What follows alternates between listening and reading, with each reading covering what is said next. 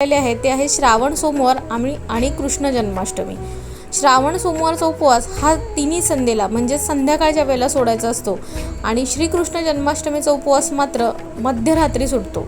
त्यामुळे हे दोन उपवास कसे सोडायचे हा प्रश्न बऱ्याच जणांना होता, बऱ्याच जणांचे प्रश्न आमच्याकडे आले, त्यामुळे आजचा हा व्हिडिओ। श्रावणी सोमवारचा उपवास सोडताना तुम्ही तो पाणी पिऊन सोडायचा आहे, म्हणजे पाणी पिऊन अशी भावना करायची आहे की आम्ही श्रावणी सोमवारचा उपवास सोडत आहोत। आणि कृष्ण जन्माष्टमीचा जो उपवास आहे तो मध्यरात्री सोडायचा आहे किंवा दुसऱ्या दिवशी सकाळी देवाला प्रॉपर नैवेद्य वगैरे दाखवून त्याच्यानंतरच तो सोडायचा आहे। ज्यांचा फक्त जन्माष्टमीचा उपवास आहे त्यांना असं काहीही करण्याची गरज नाही, त्यांचा उपवास नेहमीप्रमाणे मध्यरात्रीपर्यंत सुरूच राहणार आहे। आणि काही जण जन्माष्टमीचा उपवास सुद्धा संध्याकाळी सोडतात, तर तसं करायचं नाही। कृष्ण जन्म होईपर्यंत आपण जन्माष्टमीचा उपवास सोडू शकत नाही, याची कृपया सगळ्यांनी काळजी